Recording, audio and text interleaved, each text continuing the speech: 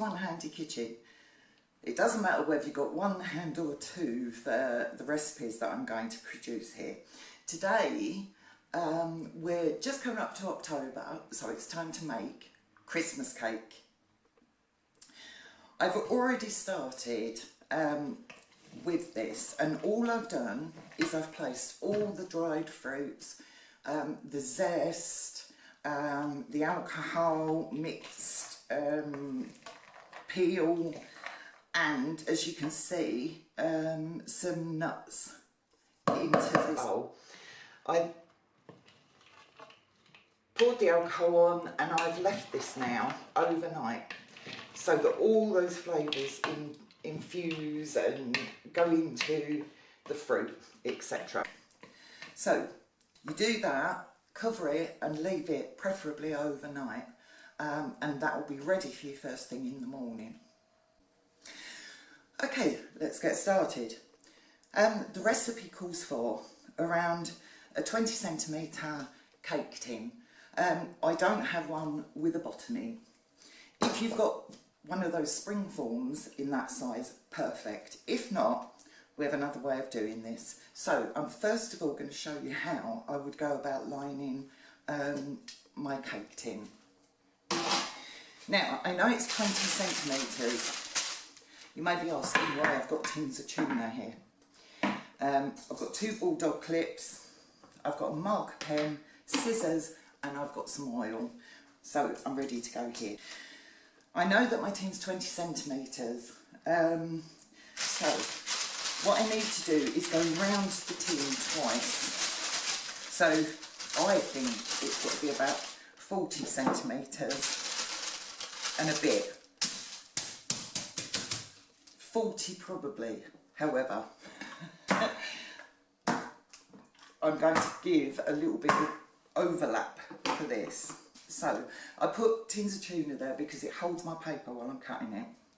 So I'm going to cut this off. So put my paper to one side and I'm going to move my tins.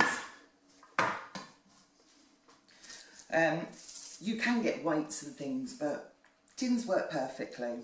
Okay, next thing I want to do is measure how deep my tin is.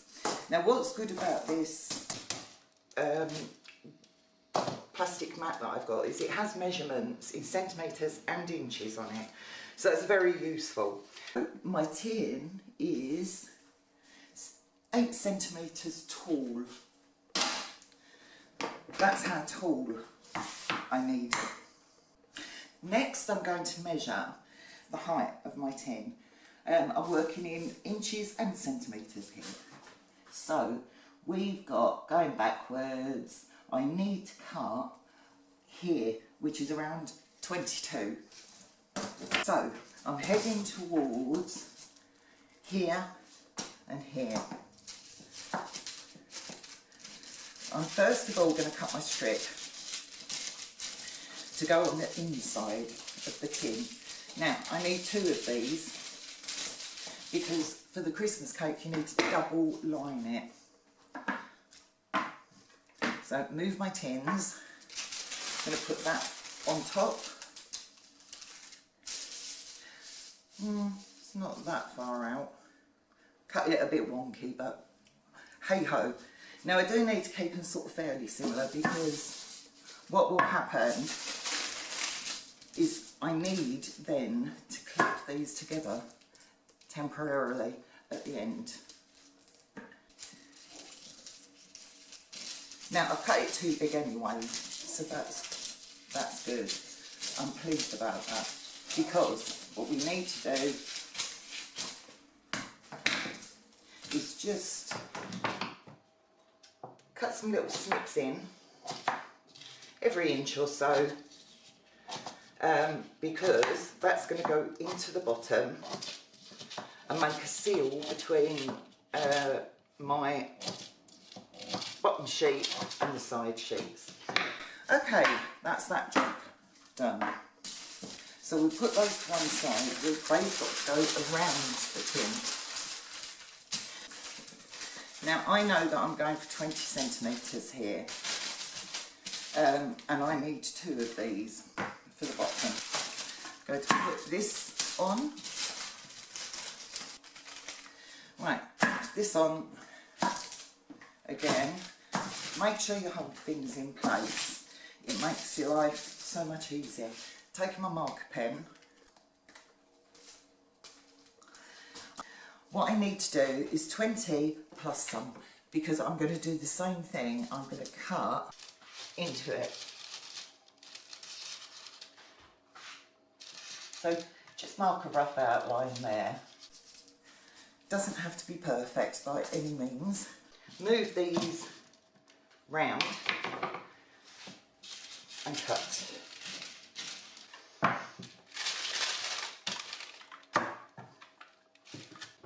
Okay, now I've already given an overlap, so just trim back to your overlap, going through both pieces of paper.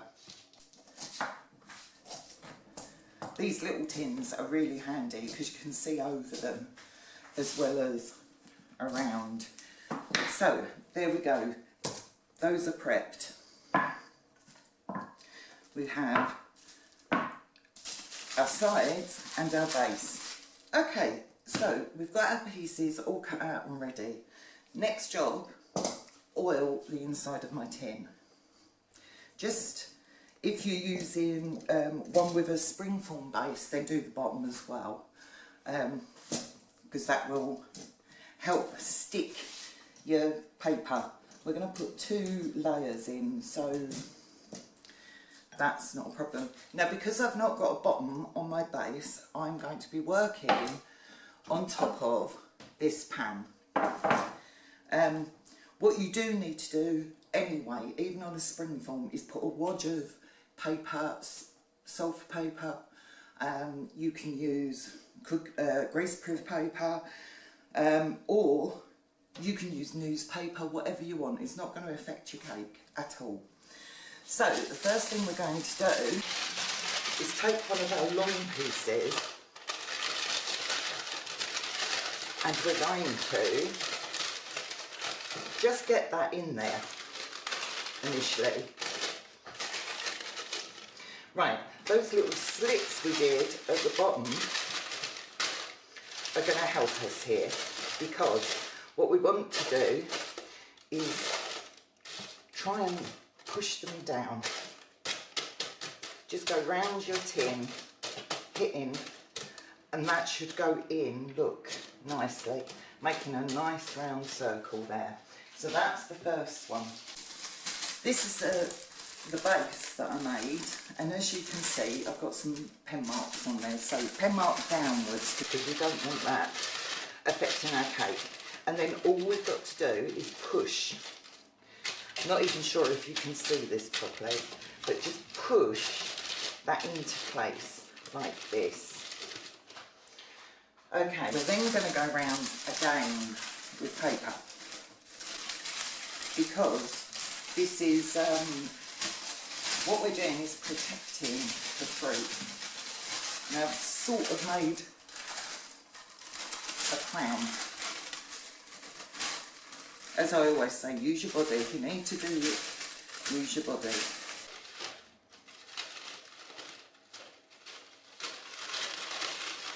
Just slide, keep sliding until, haha, you have it here. Then with your clip, if you can, try and get it open, because this is really not easy to do. Might take a bit of practice. Could have done with a bigger clip really, that would have helped. Right, open it wide, clip. And there you go. Once you've got your cake to this stage, you put the next one in. Now, I'm suggesting fold in half one way, fold in half the other way, and try and pull these back a little, like this. Just work around the edge and fold these back a tad. Those are little tabs that you made earlier on. This way it should just slip in to the cake tin quite nicely. Here we go. So we're going to push that down, and then we're going to ease it into place. Take your time doing this because you don't want it all to come apart again. There we go. That will suit me fine because as I drop my cake into there, it will push these back. That's the best way I can line my Christmas cake tin. Okay, now we've lined our cake tin. Now we're going to actually put the cake together. We've got our fruit, which is soaked overnight. We have some self-raising flour. This is my homemade treacle that I'm going to be using. We have spices, eggs, butter and soft brown sugar. So first of all, we're going to be placing the butter into a big bowl. Make sure you use a big bowl for this, because by the time you get the fruit into this, you're going to be running out of room, let's say. Next goes in our sugar. I quite often put the salt in at this stage because otherwise I forget about it. So in goes a teaspoon of salt. All of the ingredients are going to be shown at the end of the video. Okay, what we're going to do first is beat together using an electric mixer, handheld mixer. We're going to beat together the sugar and the butter until it's nice and fluffy. Right, okay, so we've made this quite light and fluffy. What we need to do then is add our eggs. We've got 4 red eggs for this recipe, and so we're going to add these a bit at a time. I tend to crack 2, not very well, but it doesn't matter for this recipe. Got a little whisk, just give it a whisk up. There we go. And then we're going to add this a bit at a time, and then we're going to whisk that together.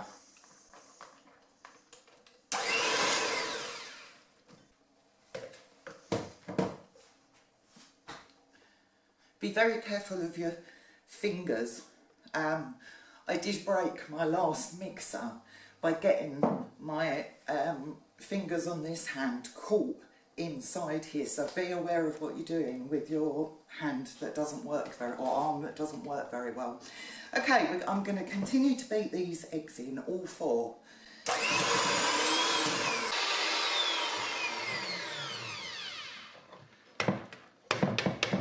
Okay, that's this done. That part is finished. I flicked stuff everywhere, so I'm just going to have a quick wipe up here. There we go. So for our next job, we're going to sift our ingredients into this bowl, dry ingredients. Now I tend to do it over spoons because that's a lot easier for me to hold and control. There we go. Right, so first in is my flour. I've already put my salt in, but I can see I've not got it all in. You want about a teaspoonful of salt into this. Then comes spices. Now I make my own mixed spice, but you can buy this quite readily in supermarkets. So I've got 2 good teaspoons full of mixed spice going into there. And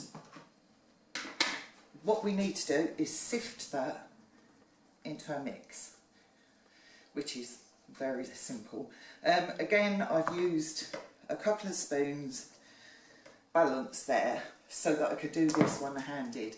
Obviously 2 hands, not an issue. If you've only got 1 hand, 2 spoons will really assist you with this job. Now I only need one of these spoons, so we'll get rid of that. Now, last, final ingredient is some treacle.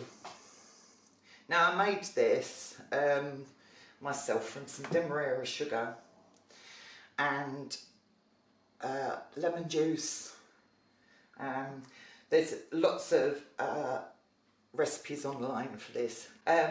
If you've got this in a tin, just pop it into a little bit of water, hot water, very carefully, and then you can spoon it out quite easily. Okay, we're going to cut and fold this now together. Now we've put quite a lot of air into that while we were whipping it, so we don't want to knock all the air out of it. We want some lightness to the actual cake. So here we go. That's not looking too sad. Right, more or less together there. And there we go. That's the base. Now we have our fruit, which we've soaked overnight in alcohol. I also like some cherries in mine, so I've only about 6 glacé cherries chopped finely into mine. So here we go. I'm going to bang this as usual. So again, we don't want to lose the air. Oh, that actually tastes quite good. We don't want to lose the air out of this, so we're going to do the same thing. We're going to fold this through our cake mix. Really doesn't look like a lot of cake mix in here, does it? But I can assure you this recipe is excellent. My nan used to make this, and I've got to tell you, it really is good. It takes quite a bit of cooking, as does any Christmas cake, I think. But it comes out really quite light for a moist. I've never made this recipe and it'd be dry. And the balance of flavours tends to be absolutely brilliant. So, there we go. That didn't take too long, did it? We now have a mix ready to go into our pre-lined tin. So, you've all seen these before. Tend to use my ice cream scoops, because if I try and put this in there now, I'm going to knock all those sides down on here. So I'm going to put it in and place it where I want it. Ooh, well, all round the edges first.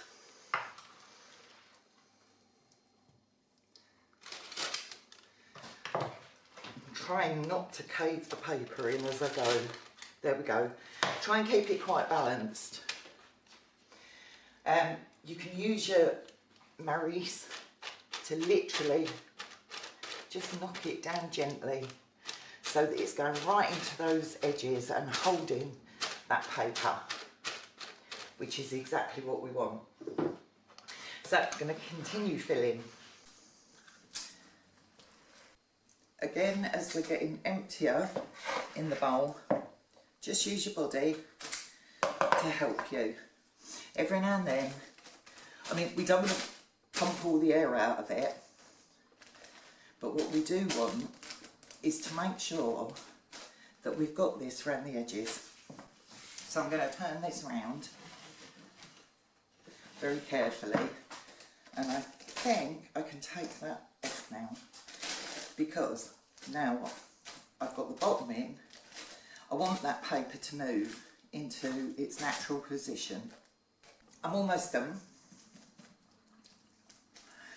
What we need to do is just level that on top, because we don't want a big pook in the middle. If you don't know what a pook is, it's like a hill in the middle. So just bring it down the tabs there, and we're good to go. Okay, we're ready to pop this in the oven now. This will go into a fan assisted oven at 120 degrees, an electric oven 140 degrees, That's about #1 gas mark. That's going to cook now for 4 hours. Now, halfway through cooking, I'm going to get a square of paper and just cut a hole out of the middle and pop on top, because I don't want the top burning. Really don't want the fruit to burn in this recipe. So that's it. Into the oven. Well, my cake's been in the oven for 4 hours. It actually went in for 4 hours and 15 minutes. And look at this. I'm not going to take it out of the paper any more than that. But this is absolutely beautiful. I am so pleased with this. And where I've made the well in the centre, this has gone nice and flat. So that's as good as I could hope for. Over the coming weeks, I'll be showing you how to make homemade marzipan, and we'll be making some icing. And we're going to use this cake to prep all of that for Christmas. I hope you enjoyed my video.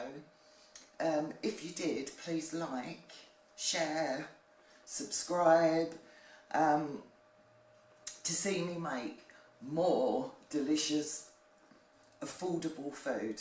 Thank you for watching.